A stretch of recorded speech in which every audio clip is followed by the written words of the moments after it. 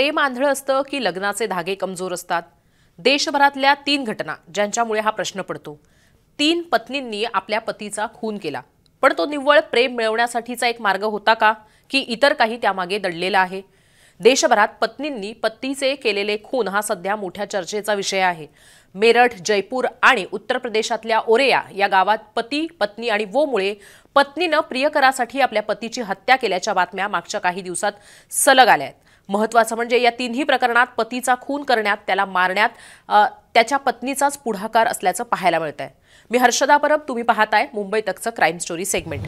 पहिली घटना जयपूरची। 15 मार्च दुपारी 4ची वेळ। धन्नालाल सैनी, ज्याचा भाजी विक्रीचा धंदा आहे, तो जयपूरपासून 16 किलोमीटर दूर सांगानेरमध्ये परिवारासोबत राहत होता। त्याची पत्नी गोपाली देवी कपड्याच्या दुकानात काम करत होती। 15 मार्चला धन्नालाल कुठेतरी जायला निघाला होता, पण संध्याकाळी परत आलाच नाही। त्याचा मोबाईल फोन बंद होता। 2 दिवसानंतर 17 मार्चला धन्नालालच्या भाच्यानं काका हरवल्याची तक्रार नोंदवली होती। त्याच्या 1 दिवस आधीच पोलिसांना जयपूर हायवेवर एका व्यक्तीची अर्धवट जळालेल्या अवस्थेतली डेड बॉडी सापडली होती। देवीलालच्या तक्रारीनंतर पोलिसांनी त्याला तो मृतदेह दाखवला, तेव्हा तो मृतदेह धन्नालालचाच होता असं देवीलालनं ओळखलं आणि तेव्हा धन्नालालचा शोध लागला। पोलिसांना मृतदेह मिळाल्यानंतर त्यांनी त्याचं पोस्टमॉर्टम केलं होतं। पोलिसांना असं कळलं होतं त्या पोस्टमॉर्टममधनं की धन्नालालचा गळा दाबून खून करण्यात आलाय आणि त्यानंतर त्याच्या डेड बॉडीला जाळण्याचा प्रयत्न करण्यात आलाय। पोलिसांनी तपास सुरू केला। धन्नालालचा अर्धवट जळालेला मृतदेह असल्यानं पोलिसांना सुरुवातीपासूनच या प्रकरणात संशय होता की हे काम कोणीतरी घाईगडबडीत आणि अर्धवट माहितीतनं केलंय। पोलिसांच्या तपासात त्यांना फार काही माहिती मिळाली नव्हती। पोलिसांनी धन्नालालची पत्नी गोपाली देवीची पण चौकशी केली।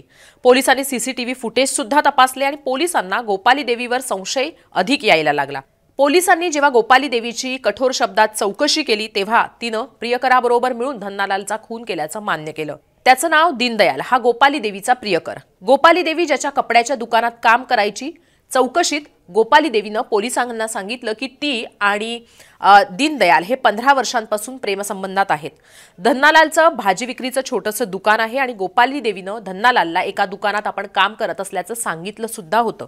पण 15 मार्चला सांगानेरच्या कासीदोवाली गल्लीत दीनदयालच्या दुकानात त्या दिवशी धन्नालाल गोपाली देवी काम कुठे करते हे बघायला गेला होता। खरं तर गोपाली देवी आणि दीनदयालवर संशय असल्यानंच धन्नालाल त्या दिवशी दीनदयालच्या दुकानात आला होता असं गोपाली देवीनं पोलिसांच्या जबाबात सांगितलंय। तिथं धन्नालाल आणि दीनदयालमध्ये भांडण झालं आणि त्यानंतर धन्नालालच्या खुनाचा प्लॅन बनवल्याचं गोपाली देवीनं पोलिसांना सांगितलंय। गोपाली देवी आणि दीनदयालनं त्यानंतर धन्नालालला धोक्यानं दुकानाच्या वरच्या बाजूला असलेल्या आणखी एका दुकानात नेलं आणि तिथं धन्नालालच्या डोक्यात लोखंडी पाईपनं हल्ला केला, प्रहार केला आणि त्यानंतर एका दोरीनं धन्नालालचा गळा आवळला। हे सगळं घडल्यानंतर मृतदेह एका प्लास्टिकच्या गोणीत घातला आणि नंतर गोपाली देवी आणि दीनदयालनं तो मृतदेह बाईकवर घेऊन रिंग रोडच्या नेवटा गावातल्या भैरुंजी मंदिर इलाख्यात नेलं। मृतदेहाची ओळख पटू नये यासाठी तिथं गोणीतला मृतदेह जाळण्याचा प्रयत्न सुद्धा या दोघांनी केला। पोलिसांच्या म्हणण्यानुसार गोपाली देवी आणि दीनदयालनं धन्नालालला आधी लोखंडी पाईपनं डोक्यात मारून बेशुद्ध केलं। बेशुद्ध करून खून करणं हा त्यांचा इरादा होता। धन्नालालचा मृतदेह बाईकवरून नेतानाचं सीसीटीव्ही फुटेज पोलिसांच्या हाती लागलंय। दीनदयाल आणि गोपाली देवीनं गुन्हा कबूल केल्यामुळे पोलिसांच्या समोर आता या खुनाचं मोटिव्ह स्पष्ट झालंय। गोपाली देवी आणि दीनदयालच्या अनैतिक नातेसंबंधांबद्दल कळल्यानं धन्नालालचा जीव गेला होता। दुसरी घटना आहे उत्तर प्रदेशातल्या ओरियामधली। 5 मार्चला दिलीप यादव आणि प्रगतीचं लग्न झालं। दिलीप खुश होता या लग्नानं, पण लग्नाच्या 14 दिवसातच पत्नीनं तिचा प्रियकर अनुराग बरोबर मिळून दिलीपच्या खुनाचा प्लॅन रचला। कारण होतं की दिलीप बरोबर प्रगतीचं मनाविरुद्ध झालेलं लग्न। दिलीप श्रीमंत होता, त्याचा स्वतःचा बिझनेस होता। 19 मार्चला तो कामानिमित्त कुठेतरी गेला होता। त्याच दिवशी तो पलिया गावाजवळच्या शेतात जखमी अवस्थेत तिथल्या गावकऱ्यांना आढळला। गावकऱ्यांनी पोलिसांना याची माहिती दिली। त्यानंतर मग दिलीपला पोलिसांनी रुग्णालयात ॲडमिट केलं। 3 दिवस दिलीप मृत्यूशी झुंज देत होता। पोलिसांना जेव्हा डॉक्टरांनी दिलीपला गोळी लागली होती असं सांगितलं, तेव्हा पोलीस सुद्धा हादरले आणि यानंतर मग पोलिसांनी या घटनेचा तपास खुनाच्या दृष्टीनं सुरू केला। पोलिसांनी वेगवेगळ्या टीम यासाठी कामाला लावल्या। एका टीमनं एक सीसीटीव्ही फुटेज मिळवलं, ज्या सीसीटीव्ही फुटेजमध्ये पोलिसांना एका बाईकवर एक व्यक्ती दिलीपला घेऊन जात असल्याचं आढळलं। पोलिसांनी अगदी सुरुवातीला एक महत्त्वाचा पुरावा म्हणूनच याच्याकडे पाहिलं। पोलिसांनी सगळ्यात पहिले तर बाईकवर जाणारा तो माणूस शोधला आणि त्याला ताब्यात घेतलं। त्याचं नाव रामजी नागर। तिथूनच पोलिसांनी अनुराग यादवला पकडलं। दोघांच्या झडतीमध्ये पोलिसांना एक कट्टा मिळाला। पोलिसांनी आता दोघांची चांगलीच उलटसुलट तपासणी सुरू केली आणि त्यांचा क्रिमिनल बॅकग्राऊंड सुद्धा चेक केला। पोलिसांना कळलं की अनुराग हा दिलीपची पत्नी प्रगतीच्या गावचा राहणारा आहे। रामजी नागर आणि प्रगती यादवची पोलिसांनी चौकशी केली तेव्हा सत्य समोर आलं। प्रगती आणि अनुराग फक्त एका गावात राहत नव्हते, तर त्यांचे एकमेकांबरोबर प्रेम सुद्धा होतं आणि ही गोष्ट त्यांच्या कुटुंबियांना सुद्धा माहिती होती। प्रगतीच्या कुटुंबाचा अनुराग आणि प्रगतीच्या लग्नाला विरोध होता, म्हणून मग दोघांनी दिलीपच्या खुनाचा कट रचला। जबरदस्तीनं झालेल्या लग्नाला थांबवण्यासाठी संपवण्यासाठी प्रगतीनं हा मार्ग अवलंबला होता। प्रगतीला लग्नात मिळालेले पैसे आणि अनुरागकडे असलेले पैसे असे मिळून 2 लाख रुपये त्यांनी रामजी नागरला दिले। दिलीपच्या खुनाची ही सुपारी होती।